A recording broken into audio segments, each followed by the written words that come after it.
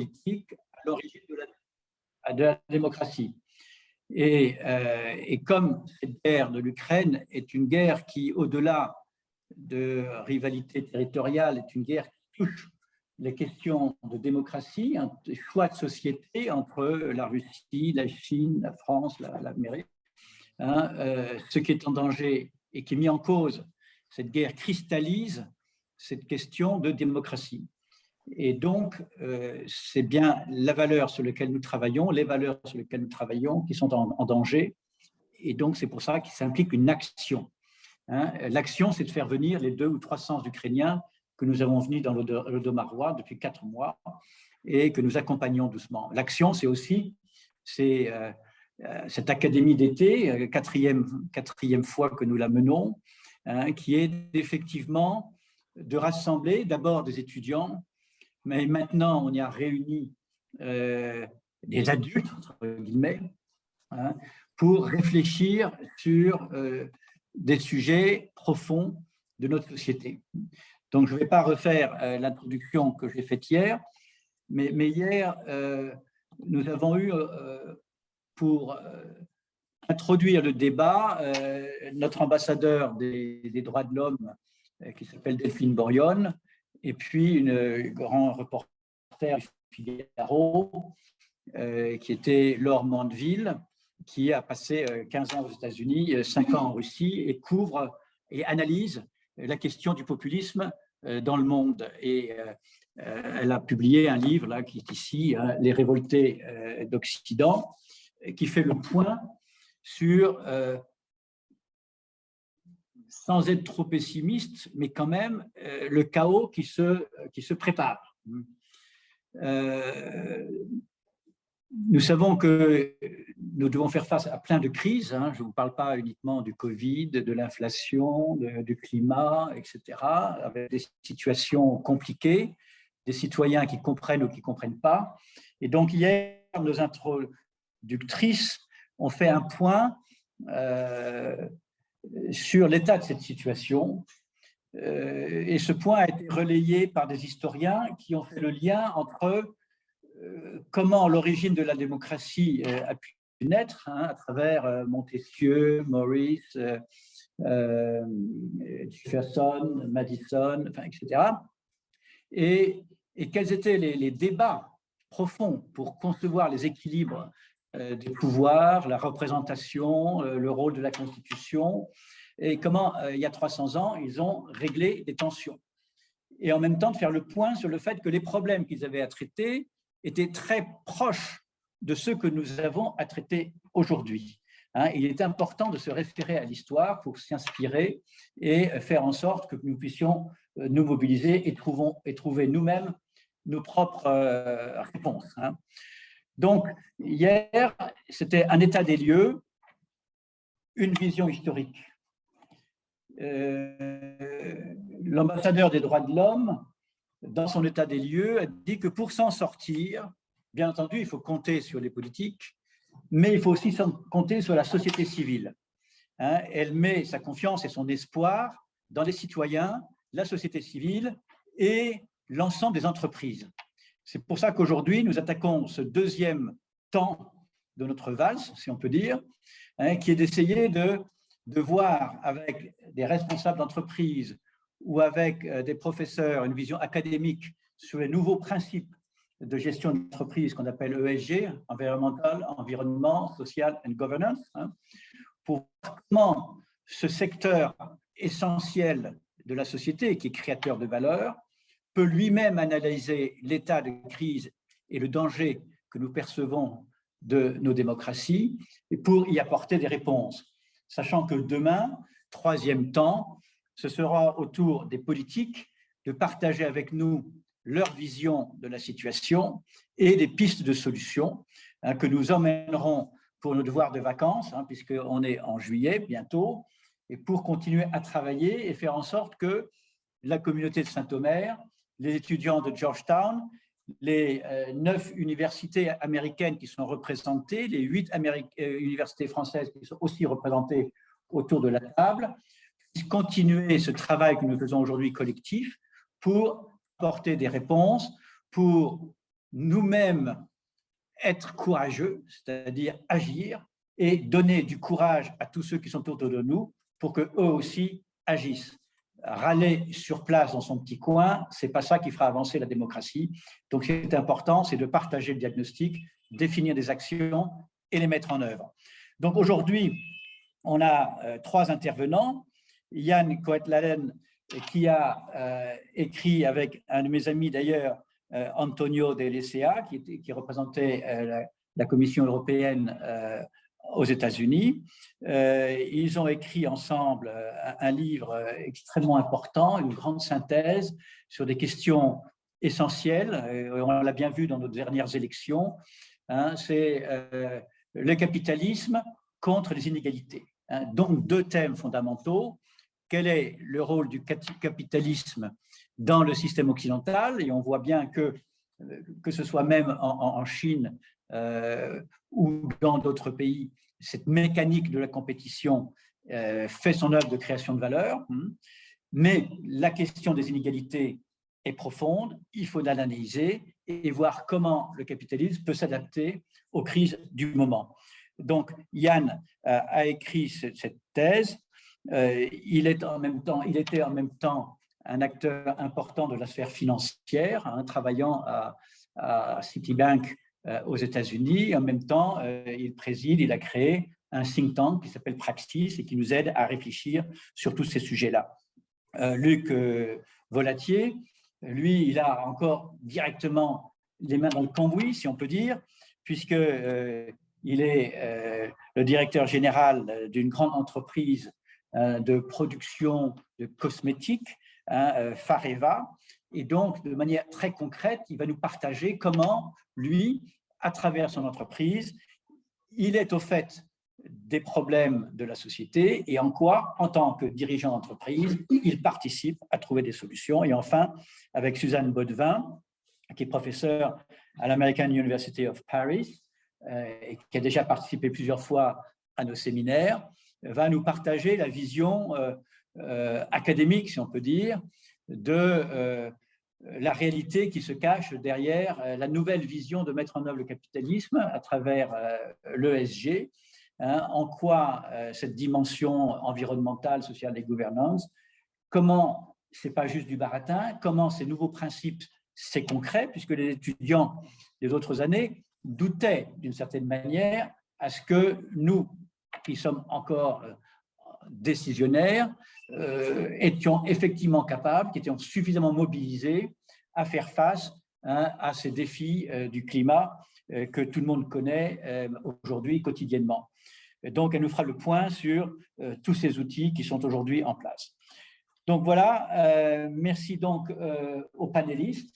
Et Yann, tu as le floor pour nous présenter ta pensée et l'analyse des inégalités et en quoi le capitalisme peut s'y adapter positivement.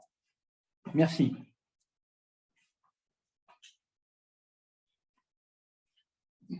Yann, on t'écoute. Le micro n'est pas ouvert, Yann.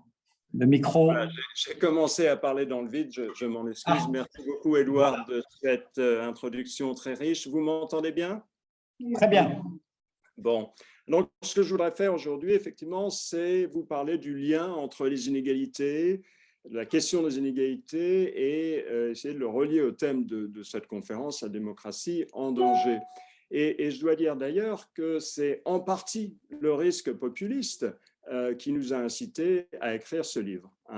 Et l'angle des inégalités nous est apparu particulièrement efficace parce que finalement, elle constitue une sorte de prisme sur tous les problèmes socio-économiques. S'intéresser aux inégalités revient à mesurer l'impact de tous ces problèmes contemporains, et Dieu sait s'il y en a, au niveau le plus granulaire et individuel possible. D'où l'intérêt justement de cette espèce de loupe que constituent les inégalités. Ce n'est pas un problème à part, c'est vraiment un prisme, comme je le disais. Le livre se veut avant tout très pratique et orienté vers l'action, mais il n'ignore pas pour autant les questions philosophiques et historiques. Et donc, je citerai rapidement des chapitres qui sont liés au sujet qui vous intéresse aujourd'hui. L'un, c'est libéralisme et inégalité, marché et État, l'équilibre instable entre démocratie et capitalisme, liberté, sécurité et inégalité, hein, sur les questions d'information et de désinformation qui frappent les sociétés contemporaines. Voilà, donc juste un petit coup de pub pour vous donner envie de lire le livre, j'espère.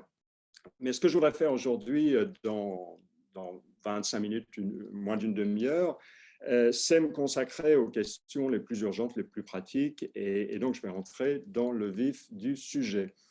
Le titre du livre, tout d'abord, peut paraître provoquant, voire contradictoire, hein, dans la mesure où, dans la pensée collective, le capitalisme est souvent vu comme responsable du creusement des inégalités. Et certainement, il y a des évolutions pathologiques, mais ça ne veut pas dire que le capitalisme ne peut pas être amendé, régulé, réorienté au service d'un monde plus équitable. Hein, et donc, en gros, tout ce qu'on dit, c'est qu'il n'y a pas besoin de jeter le bébé avec l'eau du bain, même si l'eau est très sale. Hein. Je peux faire cette comparaison triviale. Le sous-titre du livre va un petit peu plus loin. Conjuguer équité et efficacité dans un monde instable. Alors, qu'est-ce que ça veut dire? Édouard a beaucoup parlé des crises. L'instabilité donc renvoie aux crises à répétition que nous connaissons de plus en plus fréquentes et de plus en plus intenses depuis une vingtaine d'années, hein, qu'elles soient sanitaires, économiques, climatiques, géopolitiques. Et ce qui est frappant, c'est que ces crises impactent de manière disproportionnée les plus défavorisés. Hein. Et d'autre part, l'instabilité frappe un pays d'autant plus fort qu'il est isolé et ne bénéficie pas des solidarités apportées par un bloc politique ou économique. C'est le cas de l'Union européenne ou de NATO. Hein, on le voit très bien aujourd'hui, à la fois pour la crise Covid et pour la guerre en Ukraine. Mais le sous-titre lance aussi un message d'espoir qui est de dire que finalement, il n'y a pas besoin d'arbitrer entre efficacité économique et équité. Hein, et qu'au contraire, ces deux objectifs peuvent se renforcer mutuellement. Autrement dit, ça marche dans les deux sens et c'est ce qu'on va essayer d'expliquer, de montrer aujourd'hui. Et donc, si on peut passer à la slide suivante, s'il vous plaît. Voilà. Donc, le premier sens de la dynamique, c'est plus d'équité entraîne plus de croissance. Alors, il y a d'abord dans le domaine du secteur privé ce qu'on peut appeler en bon français le business case. Et là, je vais prendre deux exemples très simples. C'est d'abord la question de l'intégration des Noirs américains dans l'économie américaine, qui est loin d'être achevée, hein, contrairement à ce qu'on pourrait penser.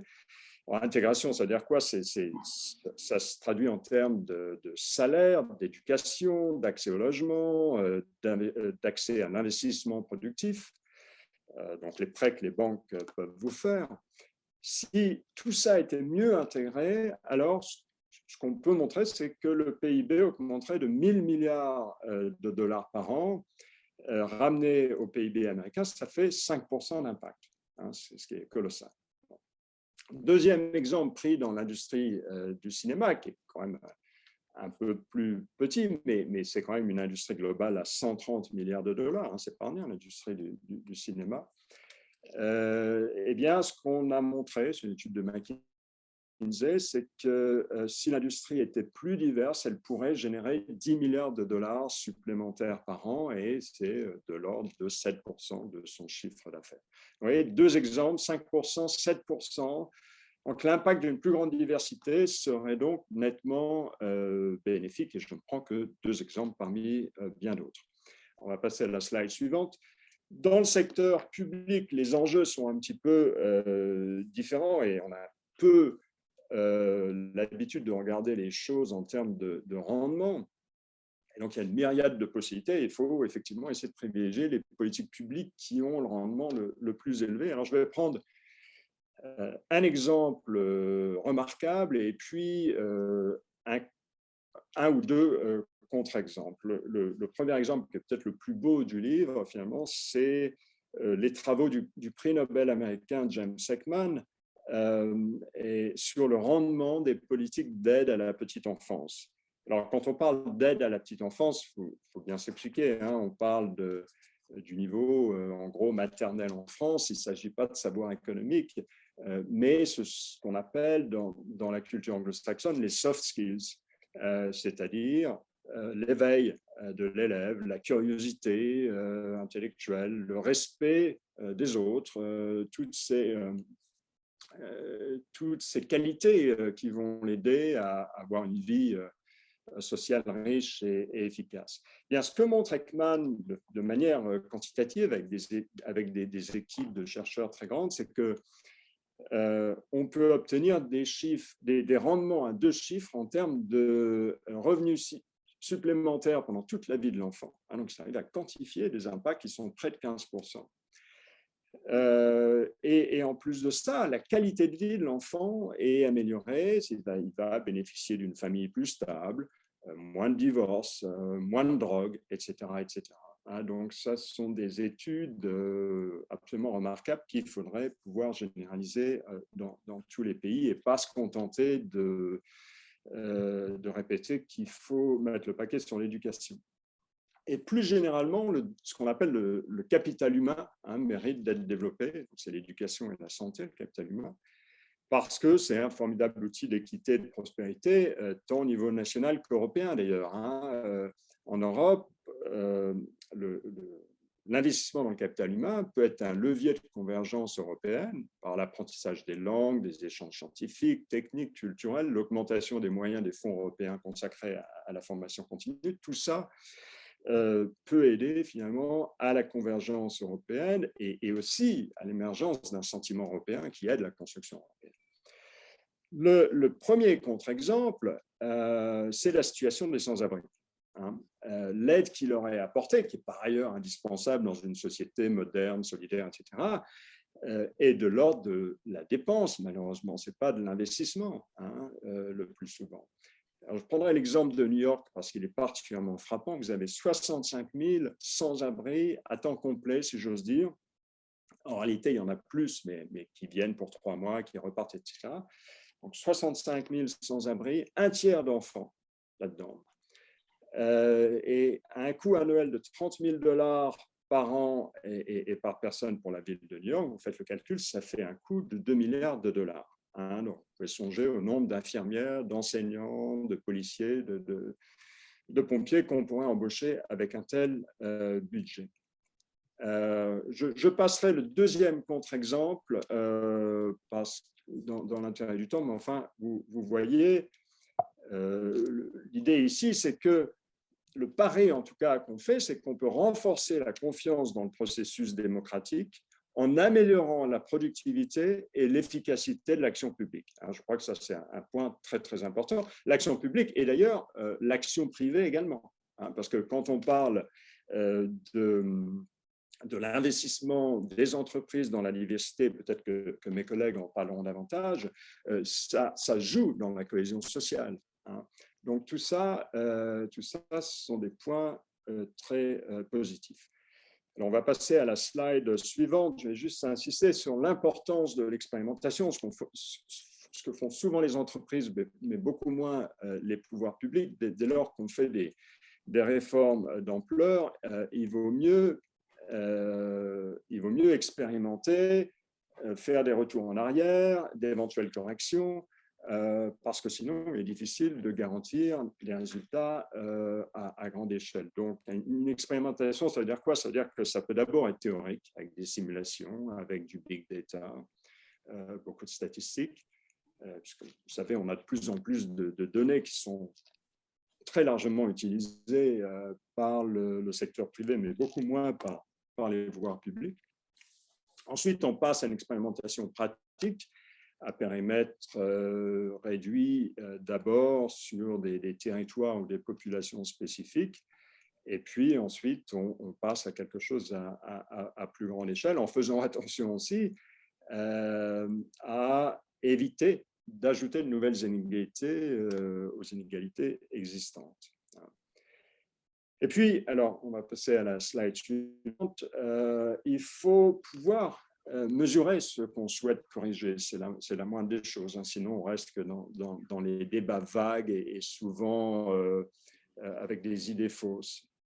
Et donc, nous, ce qu'on recommande de façon très concrète, c'est la mise en place d'indices de bien-être, si vous voulez, quasi individuel, qui irait beaucoup plus loin que les indices qu'avait mis en place Joseph Stiglitz à partir de 2008, je ne sais pas si vous vous en souvenez, sous l'impulsion du président Sarkozy.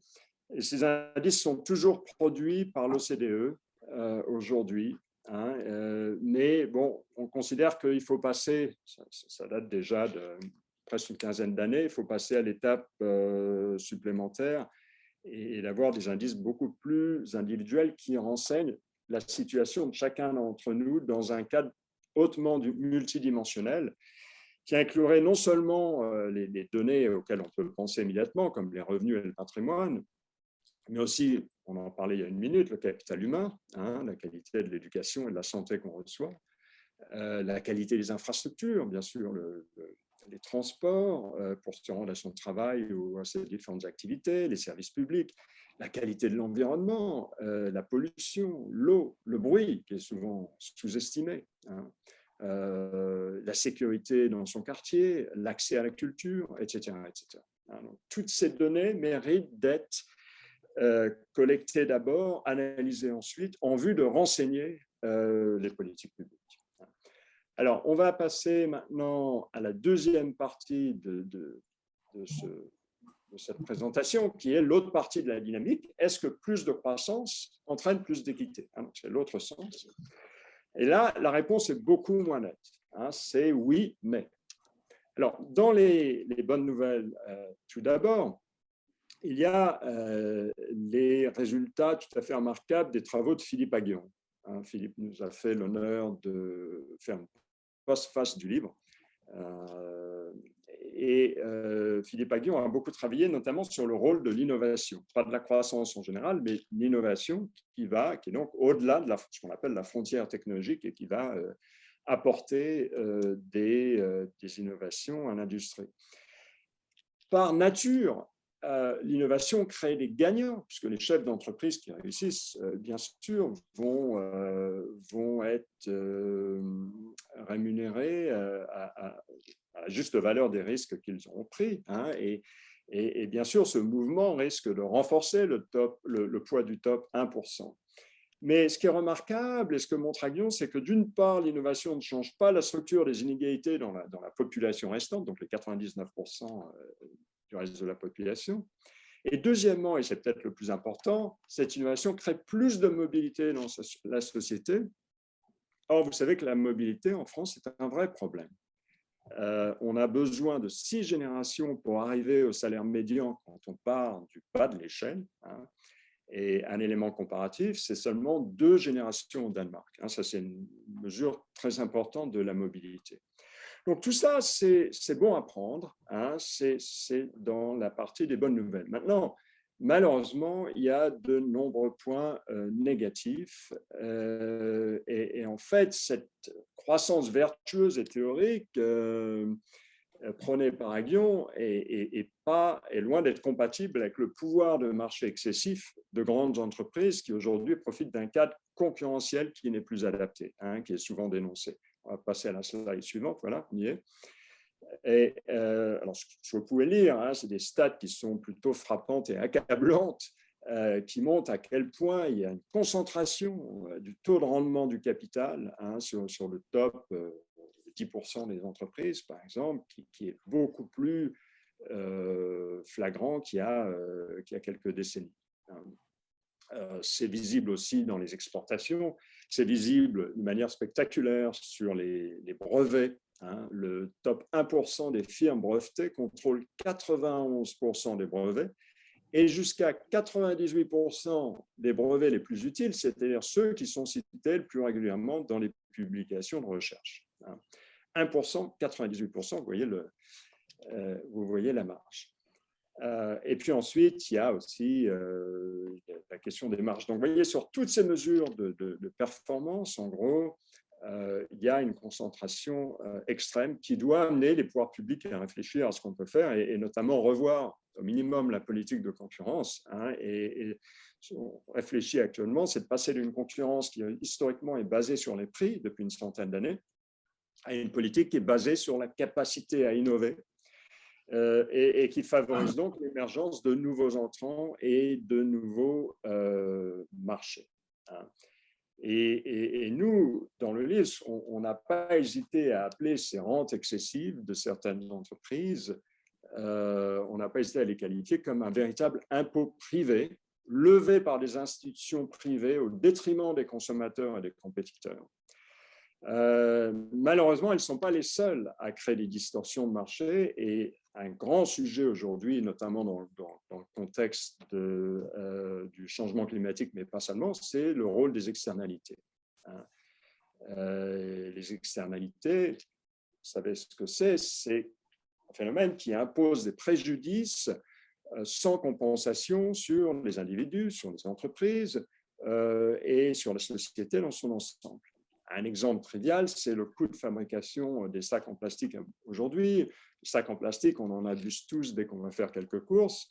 Eh bien, en toute logique, on devrait inclure le coût du nettoyage des océans et des rivières, mais ce n'est pas fait. Et donc, c'est une externalité qui est largement laissée aux générations futures. La question qui se pose est donc, comment peut-on internaliser ces externalités et en particulier ces coûts environnementaux?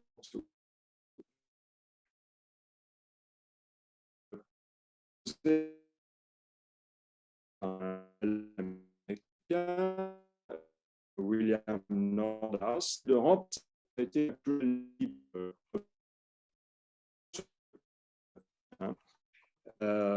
c'était très populaire après la Seconde Guerre.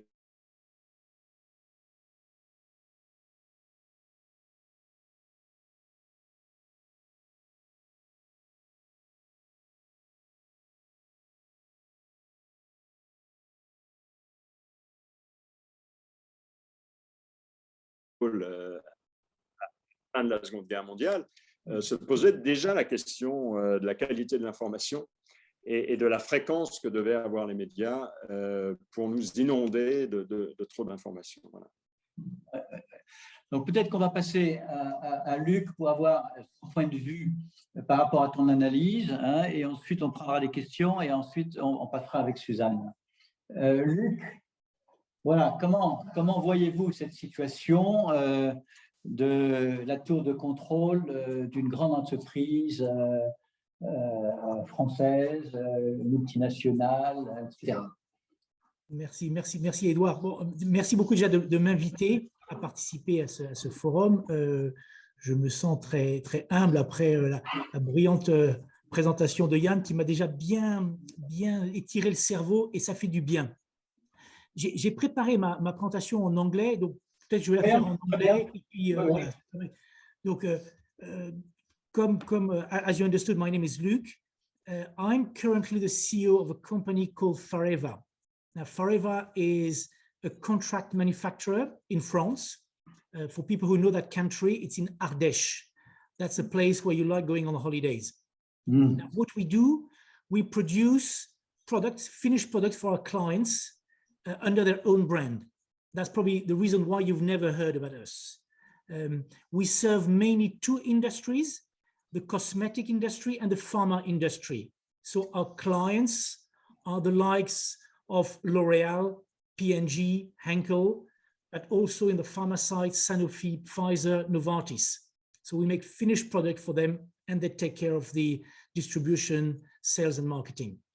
We generate just north of $2 billion and we employ 13,000 people, I mean, in the world.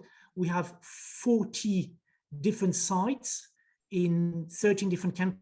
Just to name some of these countries, of course, France, but also the US, Brazil, UK, Germany. But we also have a factory in Ukraine and one in Russia, which is particularly interesting these times. Now, before working for Fareva, I've been working for several publicly listed companies, both in France and in the US. I worked for Danone, for example, in France, quite well known, but I also worked for Sara Lee in the US, or Coty, listed in New York. And I also work for private equity companies, which is also another type of animal. Now, today I work for a privately owned company, and even more, it's a family-owned company. And maybe we'll come back to the differences of working for these different type of companies or businesses. So after this short introduction, I guess you understand that I live in the real world. You know, I deal with real customers, I deal with real suppliers, with real workers, white and blue collars, and I deal also with real family members, you know, the people who own the business. Now, I don't do politics. I think there were many very interesting, ideas, presented by Jan. I let the politicians do it, but of course, we comply with whatever the politics around the world decide. So my job is to deal with business issues. Now, the way I see the role of business is very simple. It's all about value creation. First, we're here to create value for our customers, but we're also here to create value for our suppliers and certainly also for our employees. Now, we cannot just focus on these three types of individuals: customers, suppliers, employees. We also need to keep in mind the other very important stakeholders who also need, through us, to create value.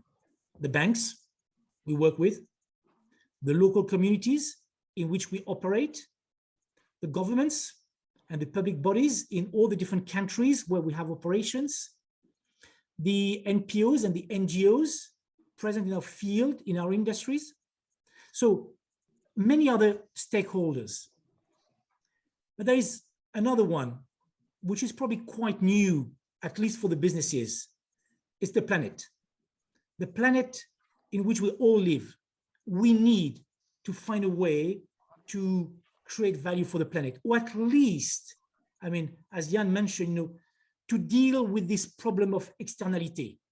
The true cost we generate for the planet, and how can we reduce it, reduce the negative impact, which is in a way contributing of doing things better.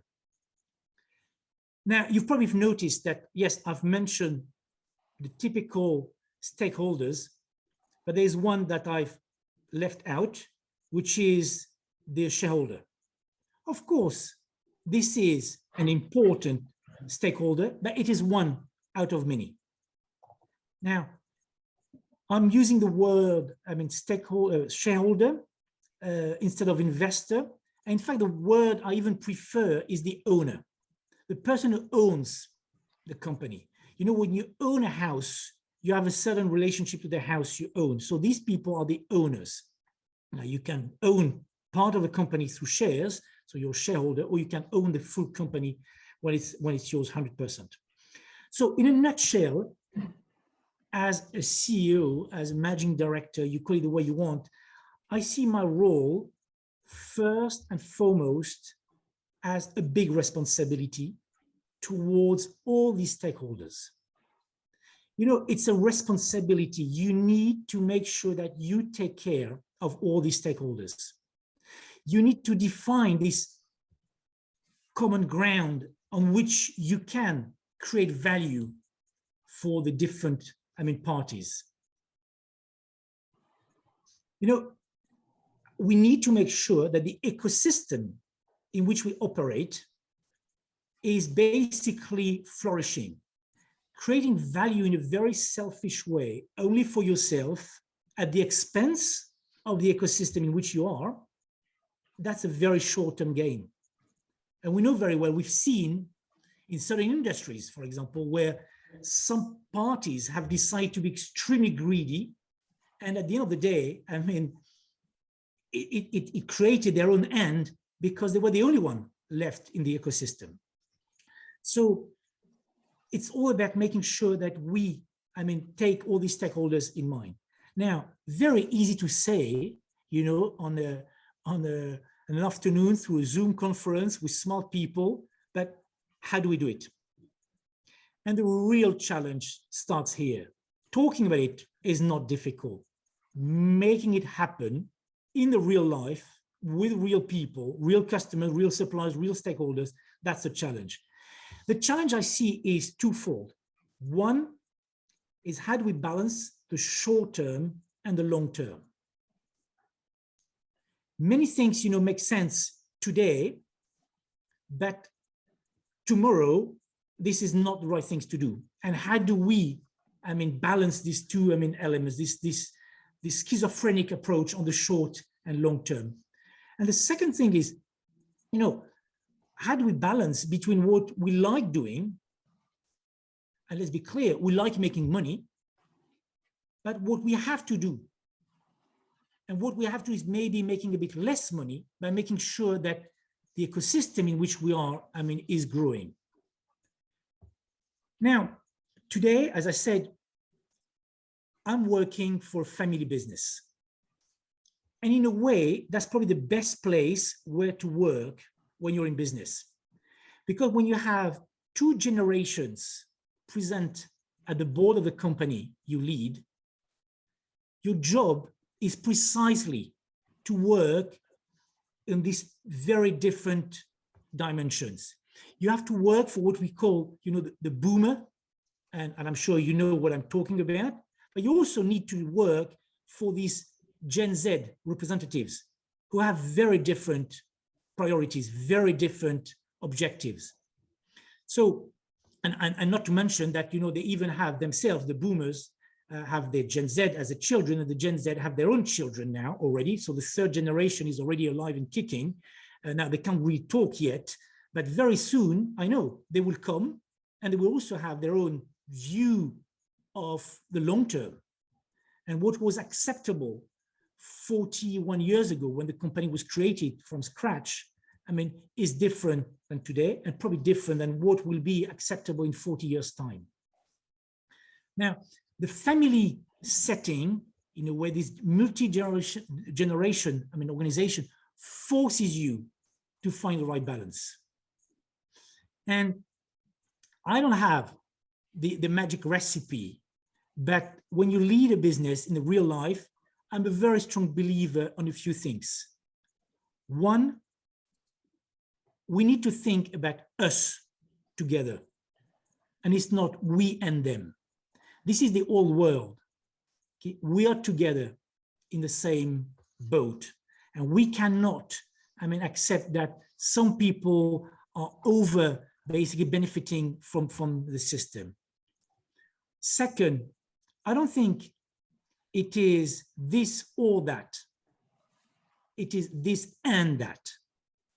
It cannot be done at the expense. It's too easy.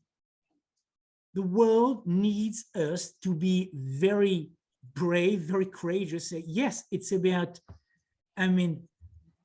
profit. It's about creating value for today, but also making sure that we invest for the future. We invest in our workforce. We invest in education. Okay, that's we invest in society at large, and not just about me, us. So, third thing is, it's very important that we business people, that we communicate. We need to explain what we do. We need to educate. I would even say to evangelize, about what's business. Business is not bad. Business is exactly as was said before. It's creating, a better living for everybody. And we have some people who are extremely good business people. They have brilliant ideas, and they're able to, share, the value creation with a big part of the society. You have other people, they're fantastic musicians. So they give us goosebumps when they play music. We need different types of people, but business is not bad. In some societies, some countries, business is a bit, a gros mot, as we say in French, something which is not really in the, light, but it is very important. So, as I said, work us together rather than we and them. It's not this or that, it's this and that. It's about communicating, explaining, but I would add to this point also about listening. We need to listen to the people. And we especially need to listen to the people who say something we don't want to hear. We need to listen to the weak signals, the odd voice. because they are the important voice. And if we would have listened maybe 10 years ago, 15 years ago, maybe we would be in a different position today. And we know some companies have been much better at listening and others are much better at just talking. And my last point, my last, if you want, belief is we all need to stay very humble. The only thing we can do is each of us individually, whatever we are in the company or in the society at large, we need to try hard. To try even harder. And only when we all do it individually, and when we lead by example, when we have the responsibility, as I said earlier, of being, in a senior position, only by doing that can we start having an impact and showing that the world, can start working together, and that companies, organizations, businesses can have a positive impact on the society at large. Thank you very much. And I'll be very happy to take over any question afterwards. Luc, merci pour ce témoignage. Donc, effectivement, on va toucher un petit peu les choses. Merci pour ce témoignage extrêmement important parce que il y a certainement une incompréhension de ce qu'est une entreprise. Yaka Faucon est une réflexion habituelle. Yann nous a bien montré la macro-dimension de ce qu'est le capitalisme en général, ce que peut devenir les inégalités et la manière d'expliquer de manière granulaire, top-down et bottom-up, ce qui se passe. Dans la crise de la démocratie qu'on voit, là, quand on écoute la presse, quand on lit La Voix du Nord, L'Indépendant, L'Écho de la Lys, enfin, ces très grands journaux nationaux qui sont sur le territoire de Saint-Omer, on s'aperçoit que cette communication sur la difficulté de gérer une entreprise, on parle des PME, la crise de chez tel artisan, etc., ça paraît très simple. Mais même la vie d'un artisan est très compliquée. Très compliqué. Et c'est son astuce d'arriver à mettre en adéquation le client, le fournisseur, les normes administratives, la sécurité sociale. Là, il y a un représentant de la sécurité sociale ici, présent. Donc, c'est une énorme complexité. Et il y a une vraie nécessité, c'est ce que dit Yann, ce que dit Luc, d'arriver à faire comprendre à l'intérieur de l'entreprise. Moi, j'étais administrateur aussi de Arc International, qui est en transformation, en crise permanente depuis quelques années. C'est très compliqué d'en sortir et déjà, il faut partager sans concession et écouter, comme dit Luc, ce qu'on n'a pas envie d'entendre. Et ces signaux faibles sont probablement essentiels. Donc, je suis très sensible à ce témoignage.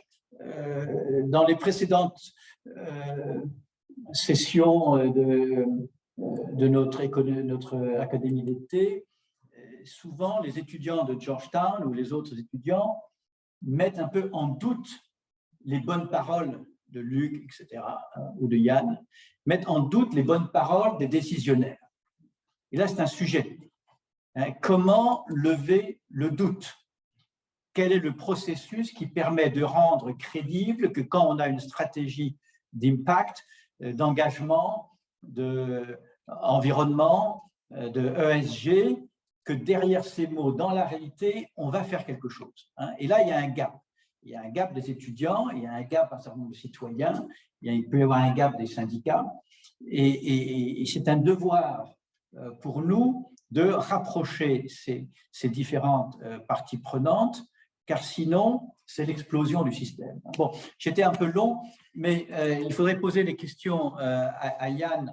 On prend 10 minutes de questions à Yann et à Luc pour creuser un petit peu les différentes idées qui ont été présentées. Donc, les personnes qui sont en ligne peuvent lever la main. Les personnes qui sont en physique peuvent aussi lever la main, mais de manière physique et non pas virtuelle. Donc, est-ce qu'on voit des questions dans Est-ce qu'on voit des questions? Mais sinon, préparez vos questions. La première question est toujours la plus difficile. Je crois que vous aviez déjà, vous préparez votre question avant d'entendre tout ça. Hein. Donc, dès ce matin, vous nous avez posé des questions. Donc, allez-y. Présentez-vous, comme ça tout le monde sait. Philippe Méas, 71 ans, retraité. Voilà, bon. J'ai travaillé 36 ans à la sécurité sociale. Bon. Prévention des risques professionnels, sujet fondamental. Voilà. Donc, comment parler de démocratie quand la suprématie du droit anglo-saxon sur le droit romain a parachevé la domination de la finance et des multinationales? Contrairement au droit français, où la comptabilité servait les intérêts d'une multiplicité d'utilisateurs, créanciers, actionnaires, salariés, État, l'information comptable dans les pays anglo-saxons doit surtout permettre aux investisseurs de prendre des décisions rationnelles, c'est-à-dire dictées par la recherche du profit maximal. Avec l'adoption des normes IFRS depuis 2005, nous avons adopté un droit au service de l'actionnaire et donc contre le bien commun. J'aimerais avoir leur avis. Très bien. Donc ça, c'est un sujet, je suis très, très sensible parce que je travaille beaucoup avec l'IFRS et avec l'EFRAG, qui est effectivement l'institution européenne et qui essaye effectivement de voir que ces normes comptables ne sont pas que d'une technique d'experts comptables, mais ont un impact sociétal. Hein. Et effectivement, sur ce qu'on appelle la fair value ou la valeur de marché, etc., il y a un débat de société sur lequel vous avez pointé, très intéressant. Donc, je ne sais pas, Yann, je pense que c'est un sujet que tu connais bien. Luc, vous qui avez une société un peu multinationale, donc confrontée à des normes comptables différentes entre la valeur de marché pour les investisseurs hein, ou les valeurs historiques qui sont plutôt pour évaluer une entreprise dans une vision familiale de long terme.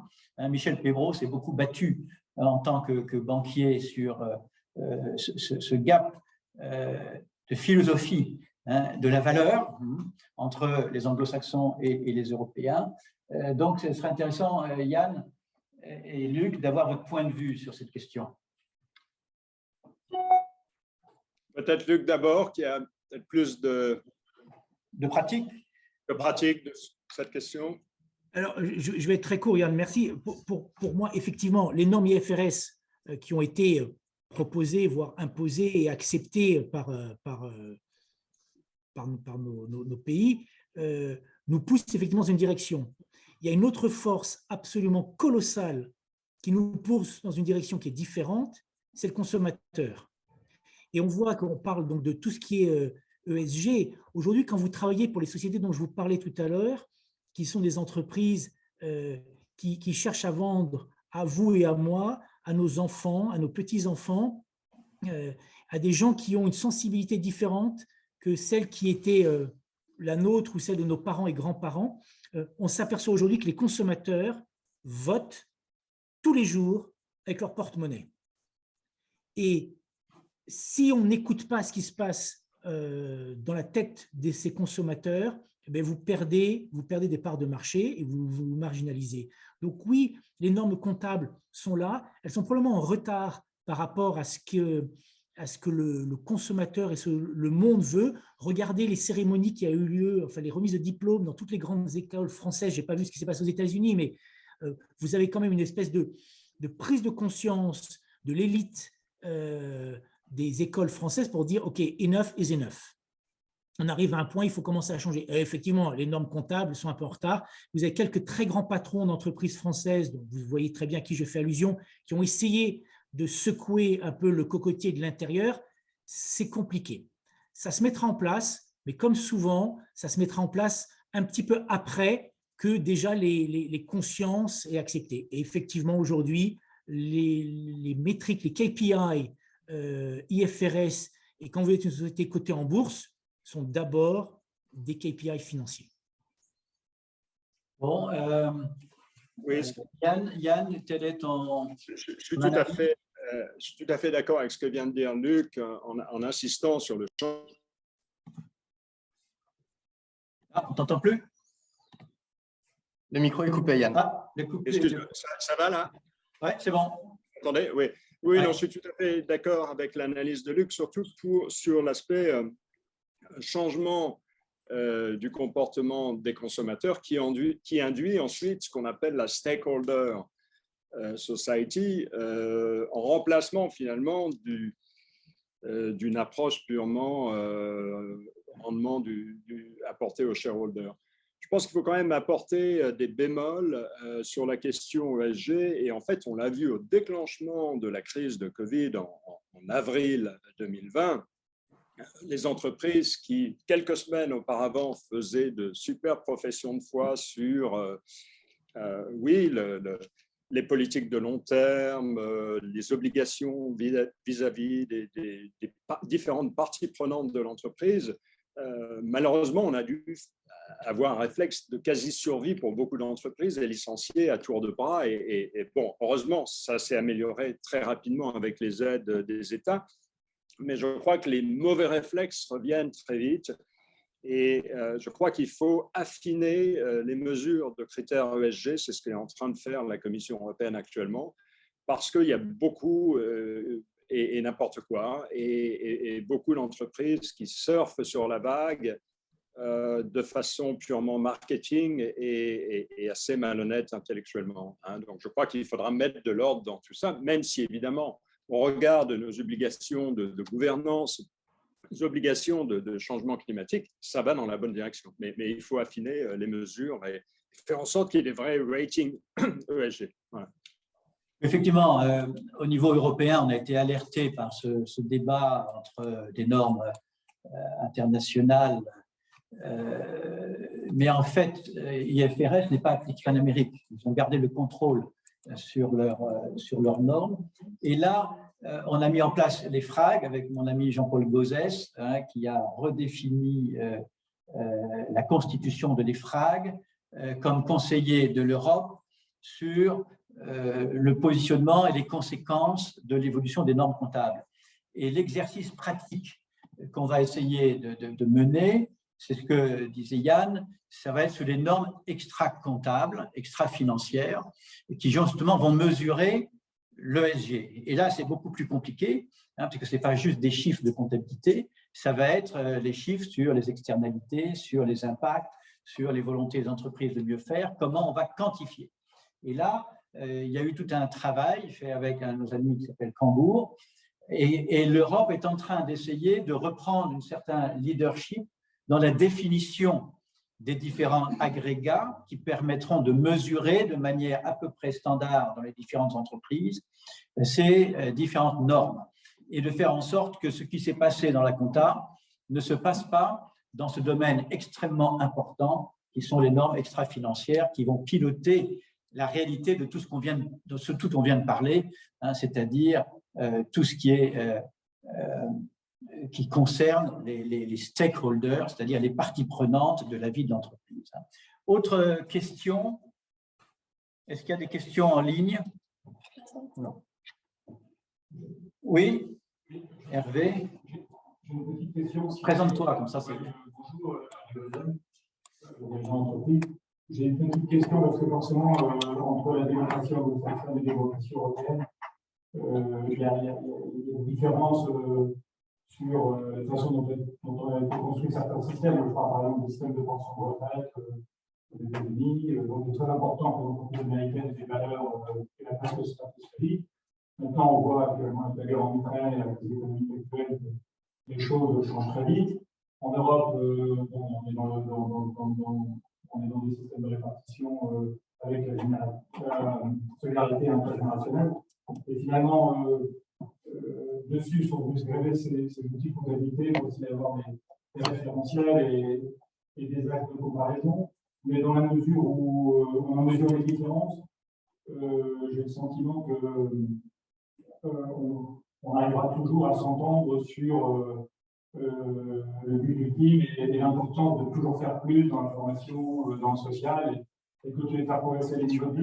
Est-ce que vous ne pensez pas qu'en revanche, nos démocraties américaines, anglo-saxonnes et nos démocraties européennes ne sont pas mises en danger par des places financières comme Dubaï ou d'autres d'ailleurs, où là, in fine, on est un peu dans des systèmes qui aspirent à la finance et on ne sait pas très bien si on est réellement fait derrière. Bon, et qui plus est aujourd'hui avec la guerre en Ukraine.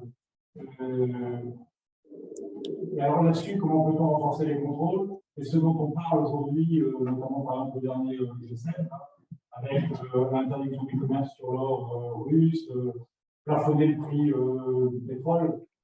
Est-ce que tout ça va fonctionner et est-ce que finalement c'est les bonnes décisions pour à la fois défendre nos démocraties américaines, anglo-saxonnes, nos démocraties européennes, et puis, si j'ai bien compris, développer un peu notre soft power, c'est-à-dire notre capacité à être en tête des idées humanistes et en tête de la création de valeur et à attirer à nous, entre guillemets, des esprits éclairés.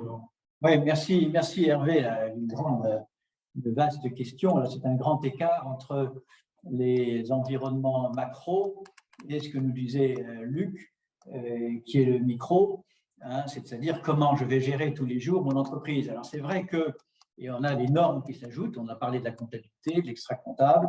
Là, on rajoute effectivement des éléments structurels, c'est-à-dire qu'effectivement, le modèle de retraite influe sur la structure de la démocratie, hein, la gestion des inégalités.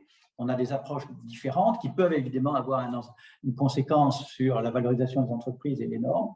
Hein, mais en Europe, on a ça aussi, puisque aux Pays-Bas, ils sont déjà plus avec des retraites par capitalisation. Hein.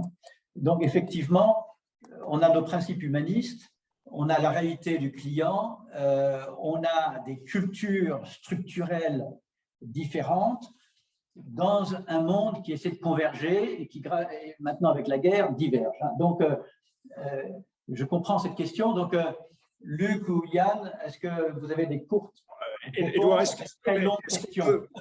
qu'on peut reformuler rapidement la question parce que je ne l'ai pas entendue?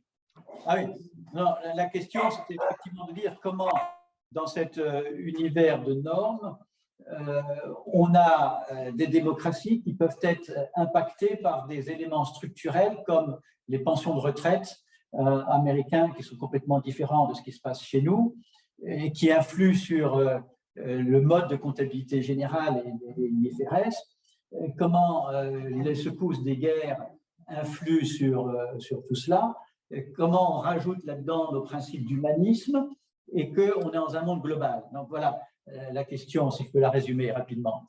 C'est une question simple. Oui, c'est très simple. Alors, je voudrais juste sur la question des retraites qui est absolument fondamentale, et j'en parle beaucoup dans le livre, malheureusement, je n'ai pas pu en parler aujourd'hui parce que le temps est limité, mais c'est une question fondamentale dans la mesure où finalement les retraites, c'est la dernière opportunité qu'on a de résoudre les inégalités qui sont accumulées pour un individu pendant sa vie.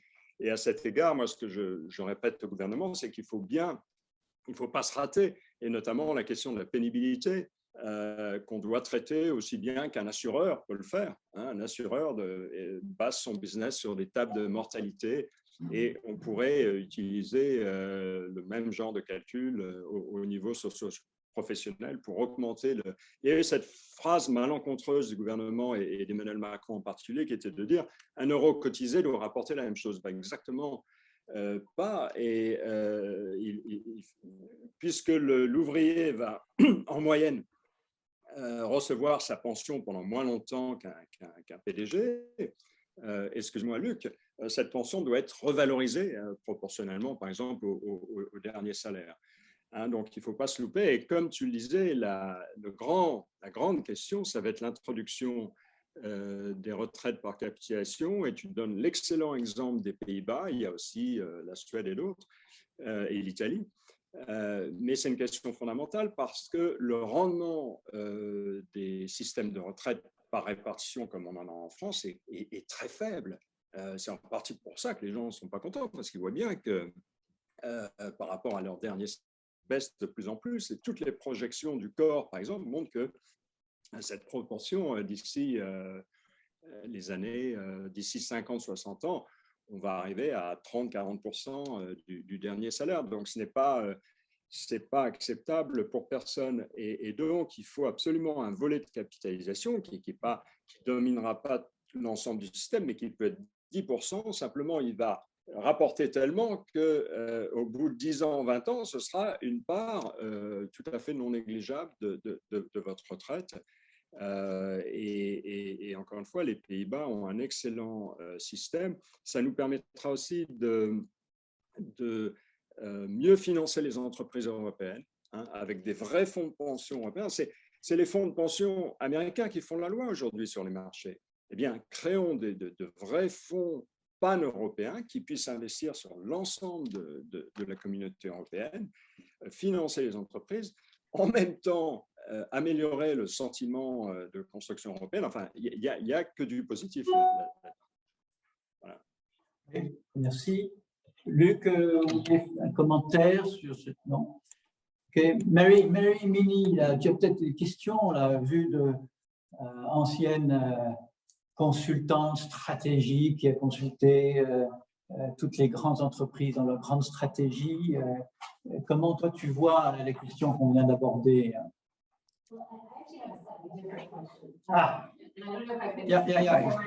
rapproche-toi. Yeah. So yesterday we spent a lot of time talking about the importance of education in order to be able to address many of the big societal issues that we're facing today. I actually think we have a bigger problem, which is in the 1980s, 1990s, you know, when many of us were growing up, we had a common basis of facts and data and evidence, right? We basically had 90% the same information on ABC, CBS, NBC, same information across all the nightly news.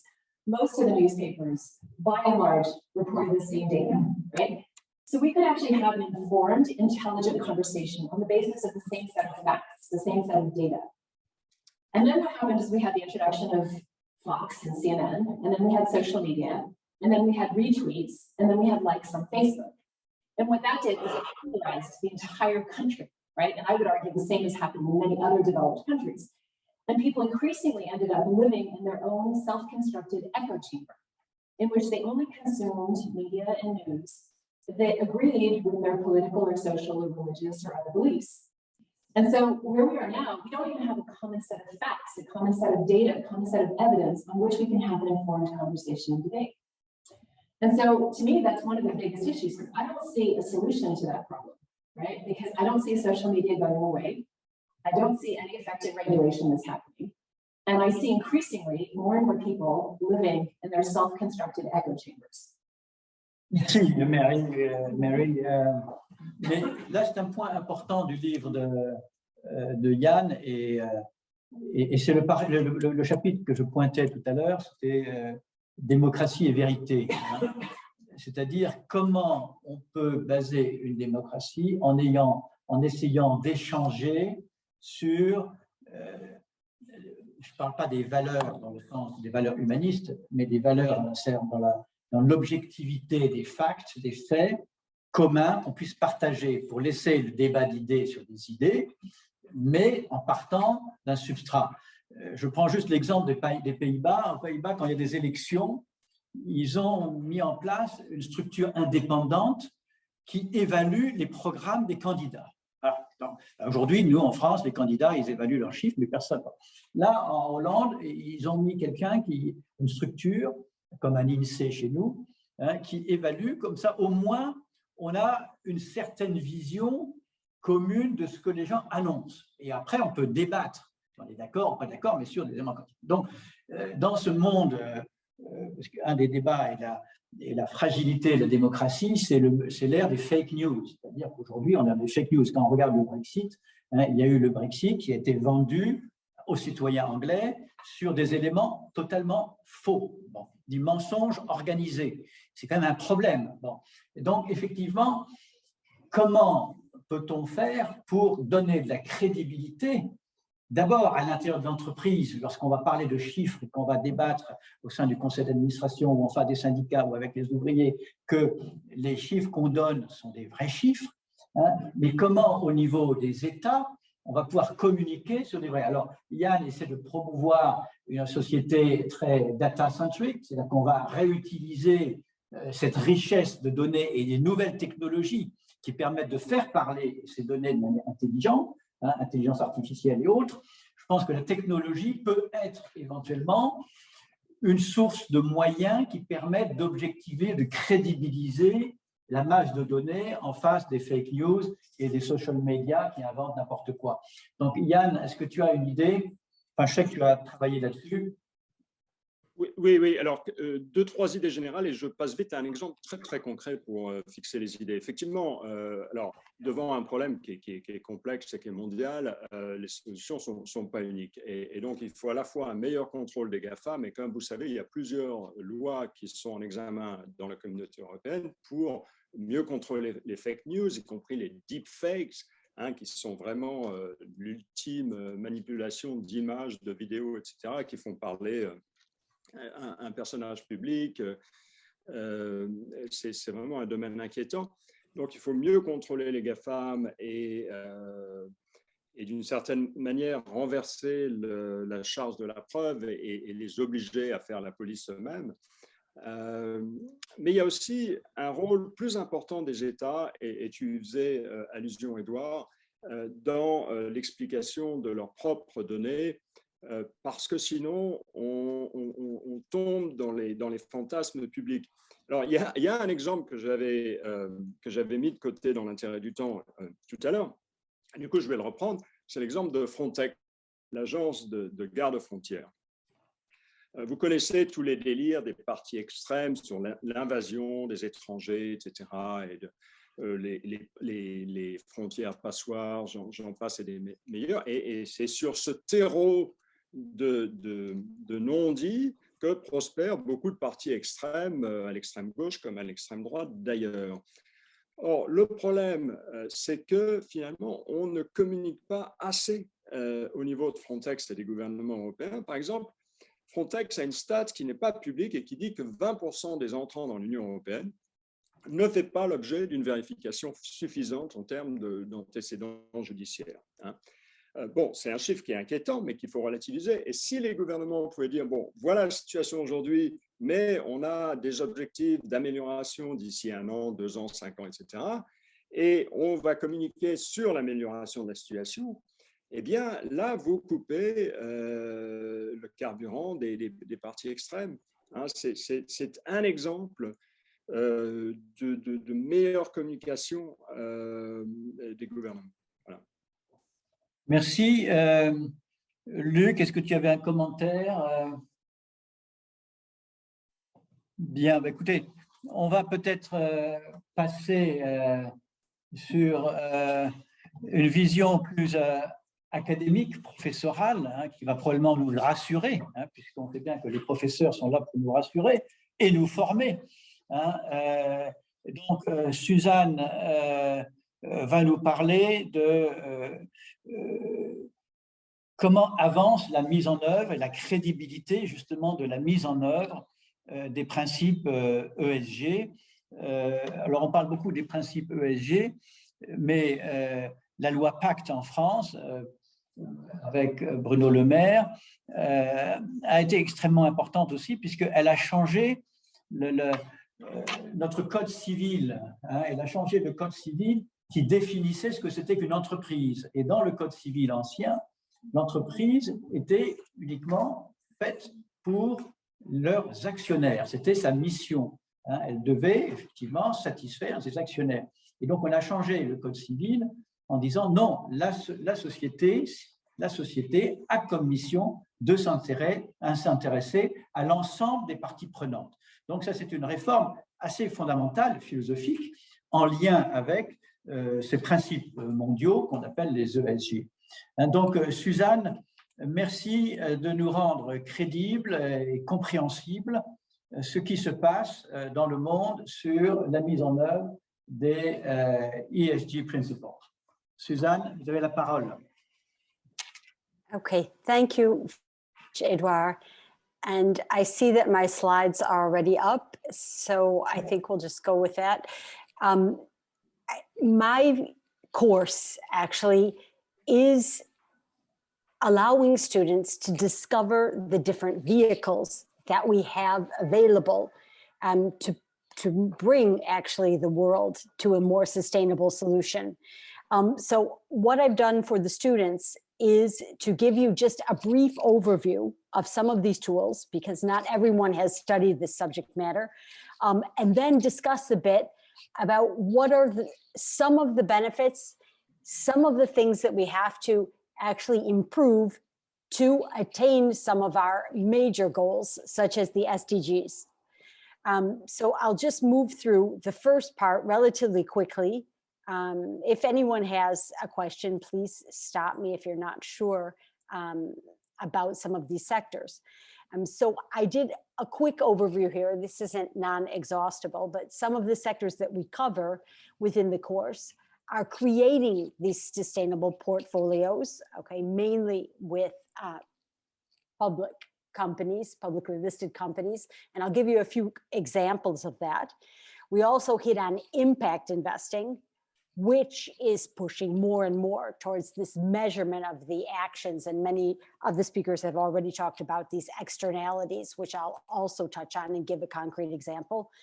Measurement of that, and not just a rating, which may be used to rate a company such as A, B, or C in terms of their ESG progress. Okay, there's also, which is very important, we've talked about pension funds, but every one of us that's working, I would say, even in academic sector, is involved in a pension fund, and using your voice within that realm of active ownership to push corporations to do even better in terms of their ESG performance is also extremely important. We also have the green bond sector, which is, as I will explain, issuing bonds which have either a social or environmental positive impact, and microfinance, with which many of you are probably familiar. And I'll talk about the inception of that with Muhammad Yunus, the Nobel Prize winning economist, and trying to provide financing for those who had absolutely no access to any sort of financial sector. Okay, next slide, please. Okay, so the first one that I wanted to touch on and give you a few concrete examples is the ESG portfolio creation. So many rating agencies, of which we have the French agency Vigeo, Sustainalytics, or MSCI, they all provide sort of their own manner of rating companies, either in a percentage score, like a 98, an 86 out of 100 in terms of ESG performance, or often letter ratings. And they rely on many different sources to create actually these ratings, or sort of their own cocktail of ESG ratings for each individual corporation. Next slide, please. Yes, next slide. Yes, so I've just outlined a few of these. Okay, so self-reporting, what has the corporation said within its own sustainability report? External sources. There was an agency in Geneva, in fact, that relies on international news hits and the positives and the negatives to create their ratings.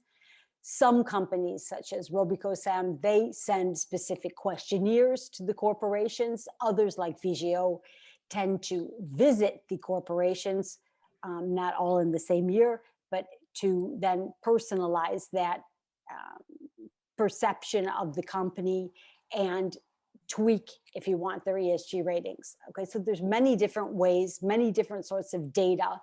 And we were involved this year with a company based in Minneapolis, Minnesota, which is Ethos ESG. And they actually then outsource some of their data gathering, okay, to obtain more ESG information. They use approximately 200, 220 indicators per firm. Okay, next slide, please. Okay, so once you have these different indicators, and I think that's what was interesting this year, is that the students could go in, look at different investment funds, look also at individual corporations, and see many of these indicators. So it could be like carbon emissions, scope 1, 2, 3. Do they have a science-based target for carbon? Okay. And based on that science-based target, then have a plan for carbon reduction or trying to hit net zero. Different indicators like that, social, human rights, labor record, all of these different indicators that they can look at. Then what they need to do is to decide if we're going to have a relatively diverse sectoral breakdown. So I just gave one of the breakdowns that the students used this year, which could be closer to something like the sectoral breakdown of the S&P 500, or sometimes they would go into a more thematic portfolio, which may be based on certain continents and a more thematic focus such as renewable energy. So they were all looking at which corporations, which ratings, and how to actually create this kind of pie chart and do a sort of sustainable portfolio. Okay, next slide, please. And here is just one breakdown. I just wanted to show this, how they were looking at the different screening to give the students an idea. This was just for the IT sector alone. So they were looking at here the breakdown on the left with Microsoft, SAP, Apple, Oracle, etc. And then they had the Ethos ESG ratings in the first column where the red is shown. They also looked at MSCI and Sustainalytics, and then they chose some specific criteria here. The first one, third from the right, is impact on climate change. So that was reported by Ethos ESG. Also one on the science-based targets, because we did have a speaker this year, Maria Carvalho, who was formerly with an organization called South Pole and is quite an expert on carbon reduction. And she was very insistent on this type of, and the importance actually of having science-based targets for companies to create their carbon reduction strategy. And then they had, the last one that this group used was commitment to conflict resolution. Okay, so that's just an example of different criteria they were using to create their sustainable portfolios, just so you have an idea. Okay, the next segment that we addressed was impact investing. So for those who would like to read more on this, Anthony Buglivine and Jed Emerson have published many books on impact investing, and they kind of coined the term blended value, where we're looking for investments that may have been previously viewed as more philanthropic, but generating either a social or an environmental impact, while at the same time offering a financial return. Okay, and I just gave one quick quote by Jacqueline Novogratz of Acumen, where she said that actually she views this as meeting urgent needs with patient capital. So one of these was there's a Harvard case on this too, of developing an ambulance service, so a private ambulance service in Mumbai, where they saw the immense need that was not being fulfilled by the government or by the public sector. And it was something that was paying back, so it was paying back a return, but also with those returns, it encouraged other investors to come on board, right? And it just kept growing and growing as, you know, a social enterprise, but a social enterprise that was generating a financial return. Okay, so that's a very good example of impact investing. Okay, next slide, please. Okay, so next, green bonds. And this is one where I think that actually the framework is very important to avoid instances of greenwashing, where you're just saying, okay, this is a great bond, it's green, invest in us, where organizations like Carbon Bonds Initiative help establish specific guidelines as to what is green and what is not green, and how to monitor the progress of these bonds as we move forward. Okay, next slide, please. And then microfinance, as I mentioned, One of the big names is Mohammed Yunus, who created a micro lending program in Bangladesh after seeing the exorbitant rates of interest charged by moneylenders. His vision initially was that to provide micro entrepreneurs with capital would help them, move up and reduce actually the instances of extreme poverty. Okay, so that was his initial idea. And then some microfinance organizations moved a bit away from that and not targeting only micro enterprises and entrepreneurs, but also tackling what they call the missing middle, where they saw that in many developing countries, the small to medium-sized enterprises were also lacking finance. And in some examples, I mean, one of our speakers looked at Taiwan, for example, or even South Korea, where they had a development further and further of certain enterprises, which also led to increases in employment and helped actually increase incomes, for example.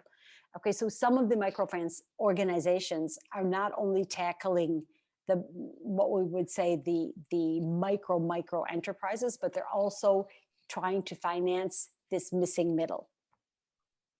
Okay, next slide, please. Okay, I just gave you a quick slide here on the growth actually of sustainable investments. So I've probably been involved in this sector for the last 12 years, but we could say that during the last 20 years, it's been growing, and the growth rate in the last, I'd say 6 years has picked up substantially. One of the things that we talked about actually this year is that often, I mean, even for people that are, the next generation, those that will soon be in the workforce, you will want to invest most likely in companies that are more sustainable or funds that are more sustainable. And many of the funds that we looked at, on paper, everything sounds great, but there are actually few of them who actually give you concrete metrics as to the performance of the companies in their fund. Okay, so that's something to consider as well. Next slide, please. Okay, so I'm going to address now sort of this evolution of information related to ESG. Next slide, please. Okay, so phase one, ESG ratings and ESG reporting, stemming from first corporate social responsibility, for which companies rely on UN Global Compact, the UN Principles on Business and Human Rights, OEC guidelines, and many others. The GRI, I would say, is one of the most globally recognized reporting strategies. Okay, there are other frameworks out there as well.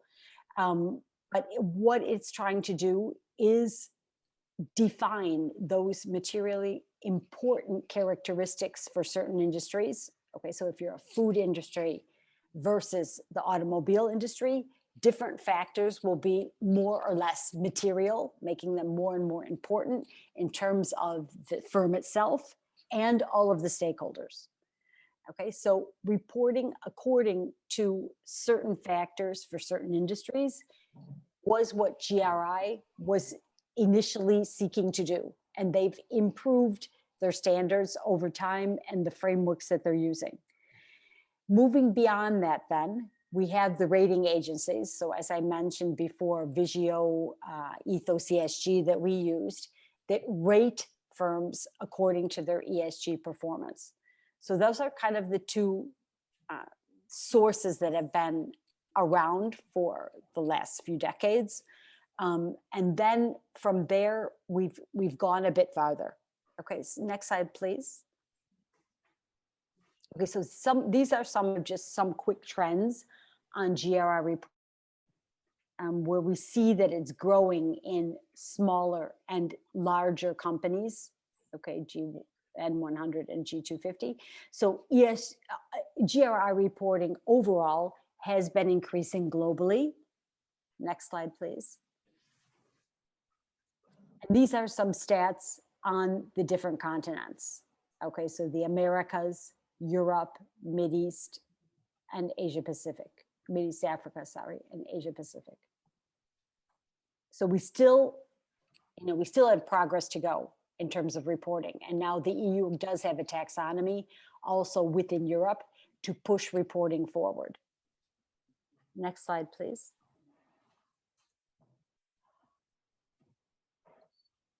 Okay, just to highlight some of the difficulties with reporting.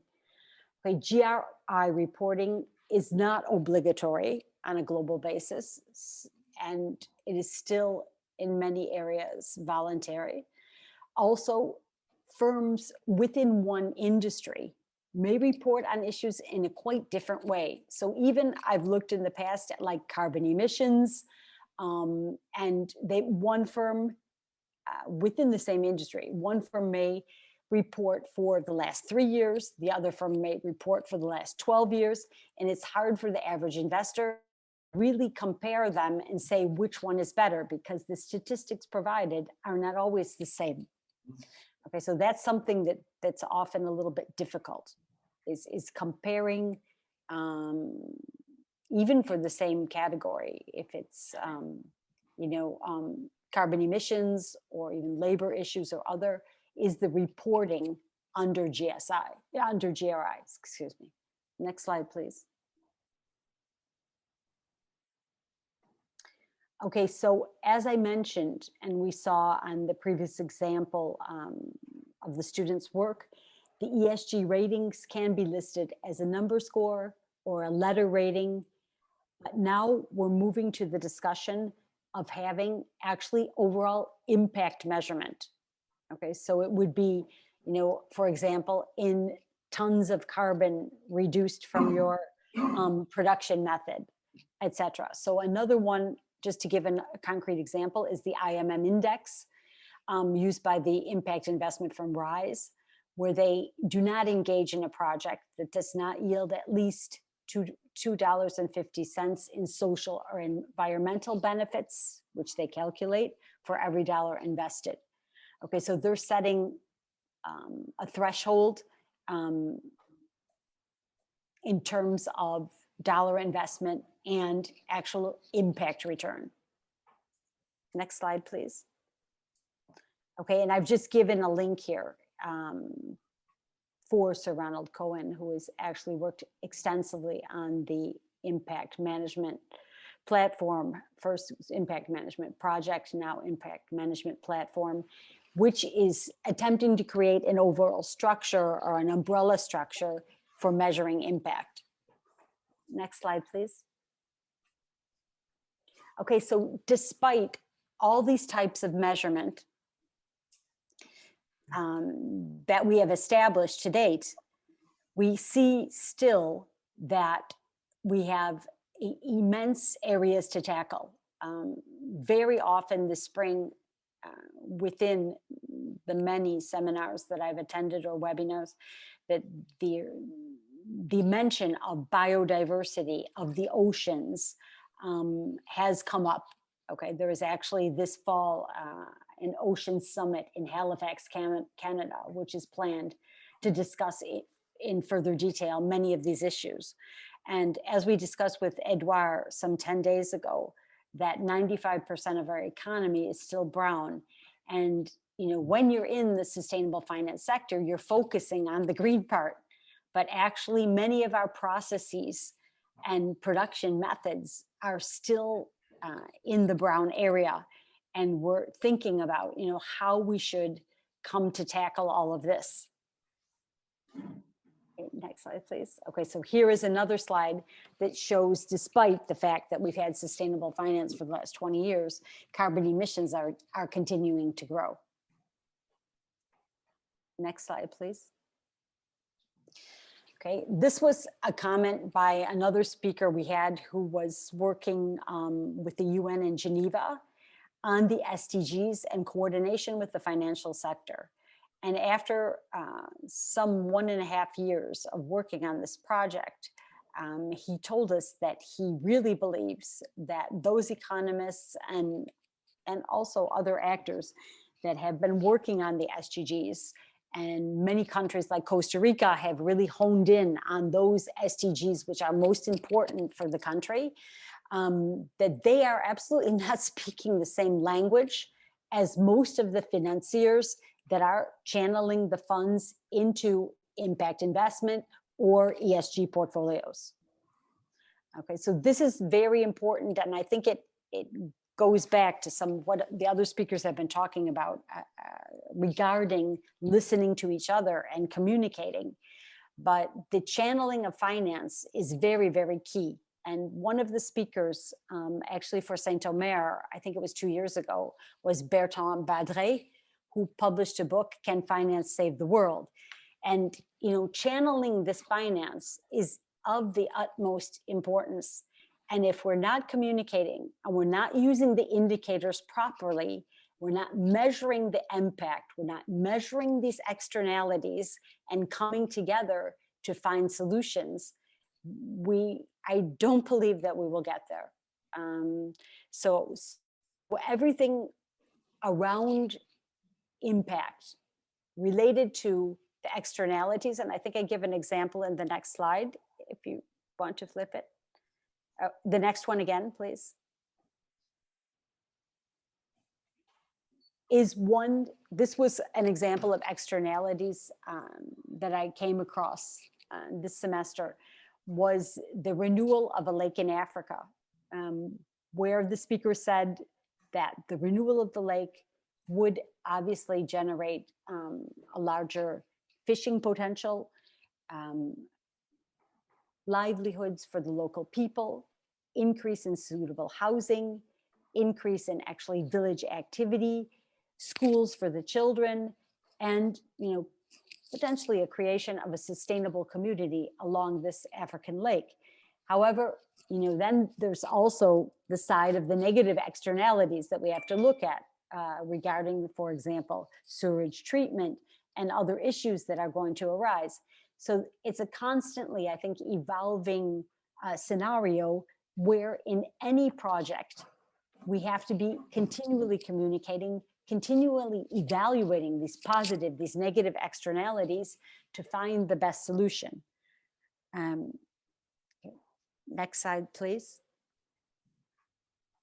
Okay, and I think the big question is, how will we integrate civil society, the private sector, the public sector into formulating ideas, channeling the financing into those areas that have the greatest impact and the greatest positive externalities. And I think that's really what has to be done. And maybe we can have a small debate or actually generate commentaries on how this can be better addressed. To bring together all of the different actors and to actually measure the impact, measure the externalities, and better channel sustainable finance to those areas which will generate actually for us the greatest environmental and social return.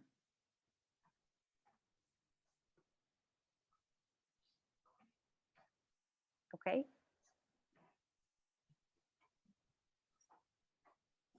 Does someone have a comment on that? Okay, that's your last slide? That's it, yes. Okay. Yeah, thank you. Merci beaucoup, Suzanne. On va repasser au français pour mettre un peu d'équilibre. C'est un peu une réponse à Marie-Émilie. Elle nous disait qu'il fallait mesurer et se battre contre tout ce qui était des fake news, etc. Et là, effectivement, notre démocratie, elle est aussi confrontée à cet énorme défi qu'il y a autour du climat, de l'environnement de manière plus générale, qui n'est pas que le climat, de la digitalisation, etc., avec des objectifs dans le temps qui se rapprochent. Et on voit que le climat, c'est quelque chose de concret, parce qu'on voit bien que les tempêtes, les feux, actuellement il y a plein de feux en Espagne, Il y a des feux en Australie de manière intensive. Enfin, bon, donc c'est une réalité. Comment on va mesurer? Alors, ce qui est intéressant, c'est de voir qu'à travers ces nouveaux principes du management du capitalisme, ESG, au-delà de la comptabilité, il faut mettre en place des outils de mesure. Et donc, là, Suzanne nous a montré qu'il y avait tout un ensemble d'efforts, de normalisation, de quantification, d'agences qui vont permettre de mesurer. Alors, pour l'instant, on s'est principalement consacré sur mesurer les facteurs green, tout ce qui est vert. Et comme elle l'a dit, le problème, c'est que 95% de l'économie est brown, n'est pas verte. Là, quand on prend l'exemple de Arc International, on pense qu'un verre, c'est très sain, mais un verre, c'est fait avec de l'énergie et des fours et du sable. Et les fours, ce n'est pas forcément vert, parce que ça consomme beaucoup d'énergie. Et j'ai souvent pris cet exemple. On a essayé dans Arc de remplacer les sources d'énergie, du gaz, à l'électricité. On a mis 10 ans de recherche pour arriver à voir quel était le meilleur mécanisme qui permettait de le faire. Ils ont trouvé. Mais maintenant, ce n'est pas en quelques minutes qu'on va changer les dizaines de fours qu'il y a dans Arc International pour tous les passer du gaz à l'électricité. C'est quelque chose d'extrêmement long, extrêmement coûteux. Donc, la vraie question qui se pose derrière cette quantification, c'est comment on va sortir de l'idéologie des chiffres. Parce que vous avez toute la finance verte qui vous vend des portefeuilles verts, etc., avec des quantifications qui ne sont pas claires et concentrées dans le vert, mais pas dans l'économie réelle, ce qui pose donc un certain nombre de problèmes. C'est pour ça qu'il est très intéressant de voir l'évolution dans ces chiffres qui passent des photos de ce qui est vert aujourd'hui à des trajectoires. C'est pour ça qu'on a parlé de l'impact, finance impact. Comment on va mesurer non pas ce qui est vert aujourd'hui, mais quel est l'impact d'un financement sur une industrie qui est aujourd'hui encore brune et qui peut-être dans 10 ans sera verte. Et ça, c'est beaucoup plus compliqué parce que là, on va parler d'un film, pas uniquement des photos, mais de voir quelle est la dynamique. Et ce qui est important aussi dans ce qui a été présenté, c'est qu'on est passé d'une mesure qui intéresse principalement la finance, puisqu'on a voulu que la finance soit la pression sur les entreprises, à une réflexion avec les entreprises, parce qu'à la fin du jeu, c'est les industriels qui sont concernés par la transition et non pas uniquement les financiers. C'est les industriels qui savent comment ils vont faire. C'est eux qui doivent mesurer leur chemin. Le chemin qui est entre aujourd'hui et 2050 permettra de sortir d'émissions de carbone. Et là, ce qui est important dans la mobilisation, je vois des professeurs de sciences, comment l'académie va être capable de définir des chemins, des solutions technologiques qu'on va pouvoir mesurer et mettre en œuvre ensuite. Et là, il y a toute une évolution des facteurs ESG qui sont maintenant dans la mesure de l'industrie. Et on a parlé tout à l'heure de les normes extra-financières qui vont être définies et qui vont se reporter plus maintenant par l'industrie. Et en Europe, on vient de définir une nouvelle directive qui va définir des standards de mesure pour les industriels et pour les financiers. Mais ce qui est le plus important, ça va être la partie industrielle. Comment on va crédibiliser non pas des chiffres, mais des stratégies de production. Donc, c'est l'économie réelle qui doit parler, si on veut effectivement affronter ce qu'on va avoir, l'économie réelle. Et les chiffres doivent se mettre derrière l'économie réelle et non pas derrière des idéologies où on va faire que on va tout peindre en vert, même quand ce n'est pas encore vert. Donc, merci Suzanne de nous avoir montré un peu le panorama de tous les travaux et de toutes les agences qui se mettent en œuvre pour qu'on puisse mesurer. C'est la mesure qui va permettre effectivement de faire en sorte que ce grand défi collectif sera gagnable ou non gagnable. Bon, voilà, j'ai voulu faire un grand résumé. Merci Suzanne de votre contribution. Voilà, je vois qu'il y a une main qui se lève, un étudiant. Georgetown? Yes. OK, un Georgetown étudiant qui a parlé. OK? Question? As you like. Well, I have a question for Suzanne. And it's really about like, the thing that really makes history go forward, that's taxes. I was wondering if you think that there might be a way for the government, which is supposed to be like a representative of like the common good of like providing like society, like making the best kind of expression. But if there was a way for the government to levy capital gains taxes based off of each company's ESG rating, and that like if a company has a higher ESG rating, then the investor I would understand. pay lower capital gains taxes on investments made in that ESG. So that those companies that do hard to do work are more expensive. The corporations themselves are not taxed. The people who invest in them, who are acting sort of against the will of the common people, are not allowed to take out as much benefit as they otherwise would. Do you think that's- Merci. Merci. Suzanne, vous avez entendu, je ne sais pas si vous avez bien entendu la question. Right. La question, So that, elle est de dire, comme le pouvoir public représente le bien commun, ça c'est l'hypothèse,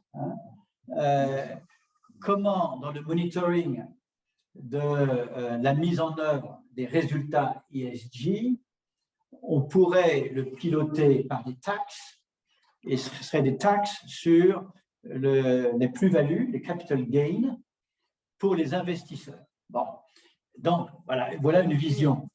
Qu'est-ce que vous pensez de cette orientation? okay, we had a somewhat, not direct government taxation, but we were talking about carbon tax versus what we have in Europe, which is the ETS, the European Trading Scheme for Carbon Credits. So what they're doing, it's a cap and trade system, whereas the carbon emissions for different sectors, and it's not just corporations, but it could also be a public sector company, that those emissions are capped and going down. So if they exceed their allotment, then they would have to buy credits, right, on the market. So it's a kind of form of tax, but it's not direct taxation. And we spoke to Maria Carvalho, the carbon expert, and she said that actually within Europe, they tried to avoid this direct taxation because it was politically too sensitive. So like directly taxing, carbon producing entities in Poland because they emit so much. Okay, then you have the other side of the coin, which is what do those people do?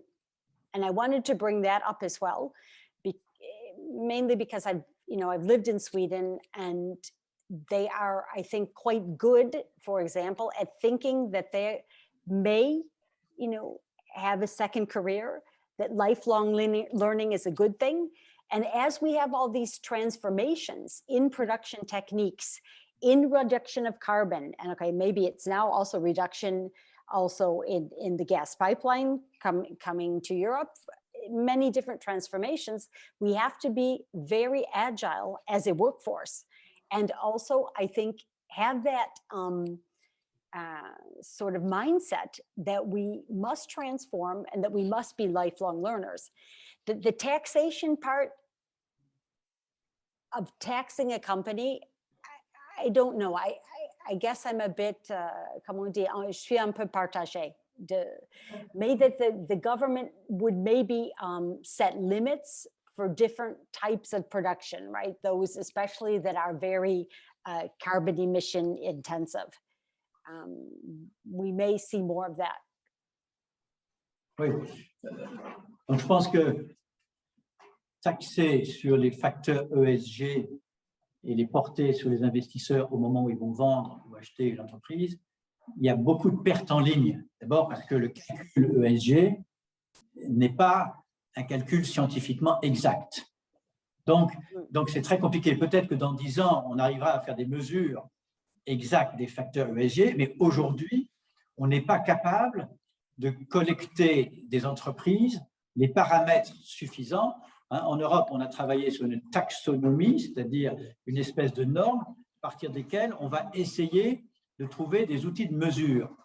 Mais ces outils de mesure vont aider la communication, vont aider à comparer d'une année sur l'autre le progrès de telle ou telle entreprise, mais que ceci puisse être un outil à partir desquels on va devoir financièrement lever des taxes ou faire une corrélation entre la valorisation de l'entreprise, la plus-value de l'entreprise en relation, c'est probablement aujourd'hui pas techniquement possible. C'est pour ça qu'il faut trouver des mesures proches du problème. Et la mesure proche du problème aujourd'hui, ce que disait Suzanne, c'est le prix du CO2.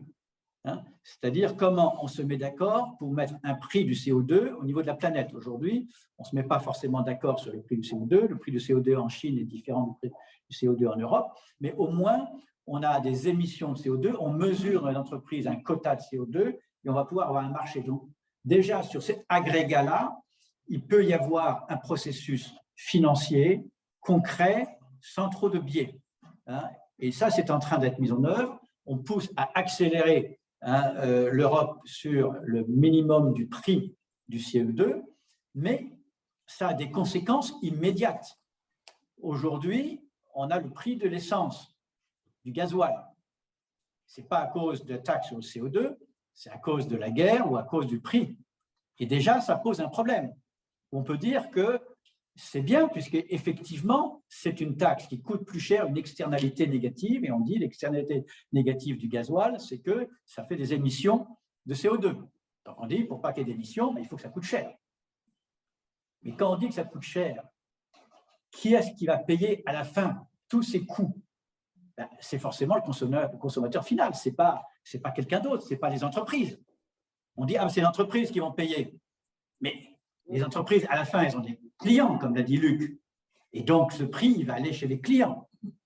D'où la question soulevée par Yann des inégalités, c'est-à-dire se dire si effectivement on doit faire payer le vrai prix des externalités du sac en plastique. C'est nous qui allons payer le sac en plastique, jusqu'à ce qu'il soit supprimé. Dans ce cas-là, il faut trouver un processus d'État financier qui va permettre de réallouer de l'argent public vers les personnes les plus inégalitairement frappées par ces hausses de prix pour compenser ce qu'on essaie de faire sur le prix du pétrole aujourd'hui, pour compenser le fait qu'il y a des classes sociales qui ont besoin d'être aidées et de ne pas avoir le coût total du passage à l'économie green. Donc mais là, c'est plus compliqué. Donc, ce n'est pas juste binaire, mais on va dans cette direction. Oui? Monsieur de Bretagne. Oui. Est-ce qu'on prend pas un risque en utilisant des critères assez subjectifs, finalement, dans le cadre de la responsabilité sociétale des entreprises? Parce que, comme madame, je suis assez inquiet par la manipulation de l'information qui gouverne et qui peut projeter des grandes démocraties comme le Royaume-Uni dans le taxi. Pourtant, je suis convaincu que de démontrer que les entreprises peuvent avoir un impact positif, par exemple dans un territoire, sur une population locale, je trouve ça formidable, mais j'ai peur que l'introduction de critères aussi subjectifs ne puisse pas être finalement détournée de son objectif initial. Ça, c'est une question essentielle, mais ce qu'a essayé de nous montrer Suzanne, c'est que par la science, l'académie, on va essayer de passer de critères qui paraissent subjectifs à des critères plus objectifs. Évidemment, si on ne faisait que de la mesure subjective de ce qu'est green pour tel gouvernement ou tel autre gouvernement, ce serait absolument impossible. Donc, c'est tout le travail énorme de la Commission européenne sur ce qu'on appelle la taxonomie et des débats politiques extrêmement difficiles, puisqu'il s'agit de définir des objets à quantifier et de trouver les normes de mesure de chacun de ces objets. Il faut savoir, on est parti par un grand débat, par exemple, est-ce que le nucléaire est green? Au bout de 2 ans de débat, il y a eu une négociation et les Allemands qui voulaient qu'on mette le gaz dans ce qui est green, et nous, on voulait mettre le nucléaire dans ce qui est green, il y a eu un débat en disant pendant un certain temps, on va accepter que financer du gaz ou du nucléaire, ça fait partie des critères green. Donc, déjà, les objets. Et sur les objets, je prends cet exemple, débat politique extrêmement compliqué. Supprimer du jour au lendemain le gaz ou le nucléaire, c'est évident que ça ne peut pas marcher. Bon. Mais une fois qu'on a les objets, donc ce débat sur les objets, le transport, les cars, etc., entre le moment où tous les cars sont en électrique et le moment d'aujourd'hui où tous les cars, quasiment tous les cars sont au fioul, il se passe du temps.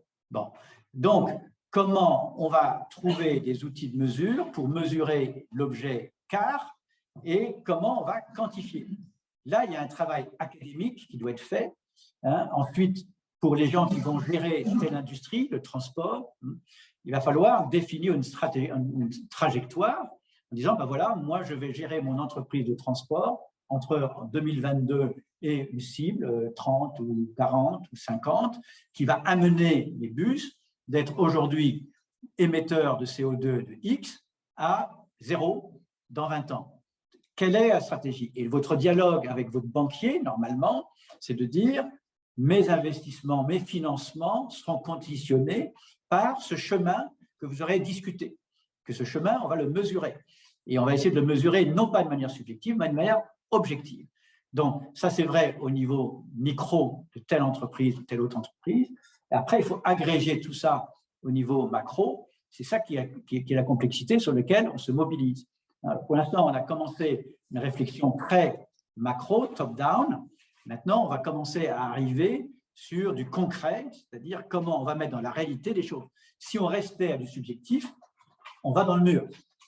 On va dans le mur. Et notre objectif, à travers ces séminaires et autres, c'est qu'on évite le mur, parce que si on va dans le mur, la conséquence, c'est que la démocratie est effectivement en danger, avec aussi ces facteurs dont on vient de parler, qui sont l'évolution du défi de la société, qui ne doit pas aller au crash du climat ou de l'environnement.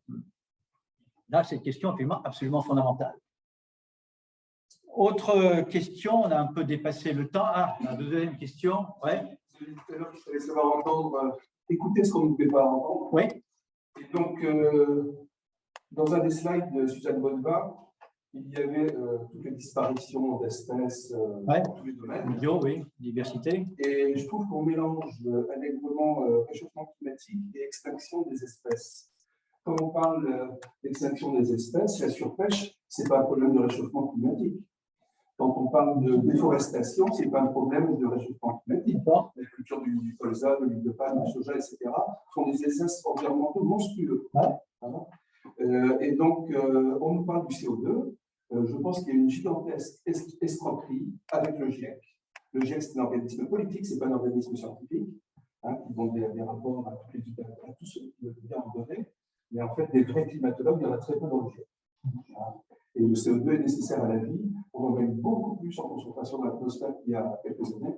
Et on peut faire tout un débat autour du GIEC et du réchauffement climatique. Mais je trouve que le capitalisme utilise le GIEC et ce CO2 pour créer une nouvelle économie qu'on appelle le capitalisme vert.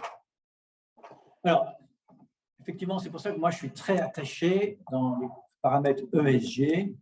E veut dire environnement. Et environnement, ça ne veut pas dire green.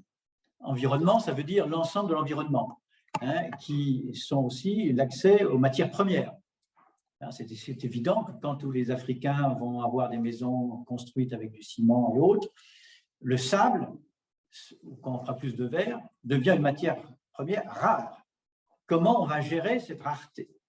Donc, la croissance de la planète, ce n'est pas que le climat, c'est les matières premières. On s'aperçoit que les matières premières rares aujourd'hui sont effectivement en crise et on n'arrive plus à avoir maintenant des voitures parce qu'on n'a pas la puce qui va bien, parce que, etc., etc. Et la biodiversité est un chapitre. Mais le chapitre green est un chapitre qu'il faut mesurer. Alors, le GIEC, c'est sa mission, Donc, ils travaillent sur ce chapitre. Mais il y a d'autres structures qui vont travailler sur d'autres chapitres, hein, la biodiversité, etc., etc.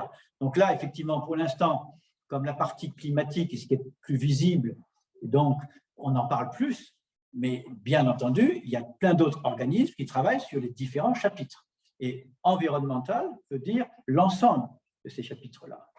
Donc, il y aura peut-être un capitalisme green, mais il y aura un capitalisme vertueux qui doit normalement optimiser, ce qu'on a dit tout à l'heure avec Yann, les externalités. Et les externalités, quand on parle du plastique, ce n'est pas des externalités par rapport au climat, c'est par rapport à la pollution des océans.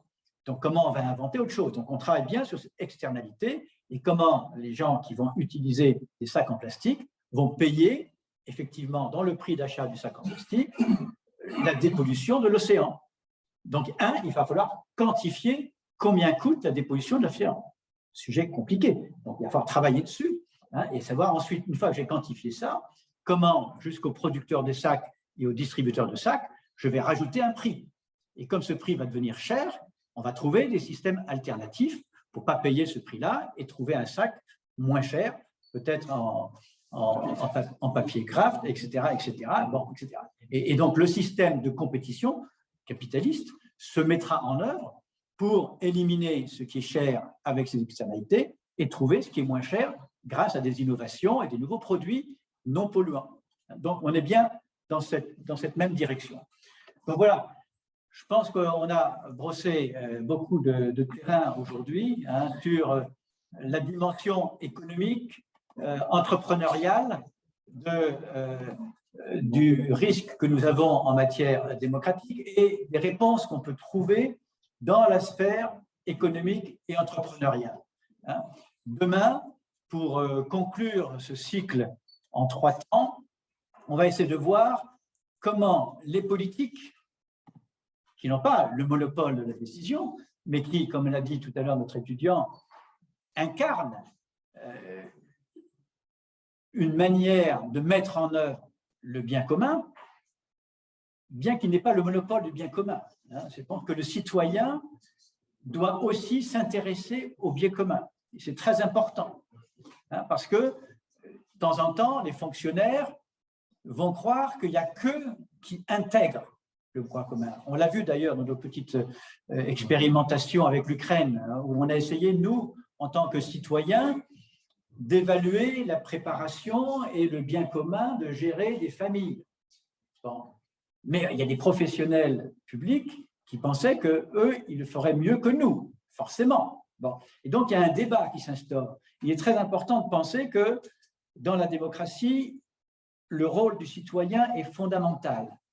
Et par rapport au bien commun, chaque individu, nous avons une responsabilité directe sur le bien commun et on ne va pas outsourcer cette responsabilité uniquement aux politiques. Mais aux politiques, puisque c'est nous qui les élisons pour qu'ils prennent des décisions, bien entendu, ils ont une responsabilité en bien commun. Donc c'est bien ce qu'on va voir demain avec Nathalie Kosciusko-Morizet, avec George Pataki, avec Brian Aguilar de l'ambassade des États-Unis, et puis Louis Marguerite, que j'ai rajouté là récemment parce qu'il a une personnalité intéressante, puisqu'il connaît notre territoire. Il était le patron du CIRI. Comme vous le savez, le CIRI, c'est l'organisme d'État qui essaie de sauver les entreprises qui se cassent la figure. Et donc, il a beaucoup travaillé sur Arc International, qui avait été subventionné en partie par l'État via le CIRI. Depuis, il est passé comme directeur de cabinet de ministre des PME, et puis ensuite directeur adjoint de Le Maire, et il a quitté cette vie confortable de fonctionnaire pour entrer dans une vie d'aventure, puisque vient d'être élu député il y a 15 jours. Donc il va nous donner lui aussi, hein, et en plus il est jeune, hein, les autres sont un peu moins jeunes, bon, hein, mais donc lui il est jeune, donc c'est intéressant d'avoir le témoignage d'un politicien jeune qui avait les mains dans le cambouis et savoir comment lui aussi, il va nous aider à remplir le défi de la démocratie en danger pour qu'après ces séminaires, notre démocratie soit en effet moins en danger grâce aux Aude-Marois et aux étudiants américains de Georgetown et d'autres universités américaines. Merci. Et il se trouve, comme on est ici, hein, on en a profité pour faire un petit cocktail pour qu'on puisse abreuver non pas que de paroles, mais aussi de certains produits à bulles, nos esprits. Merci de votre attention et à demain.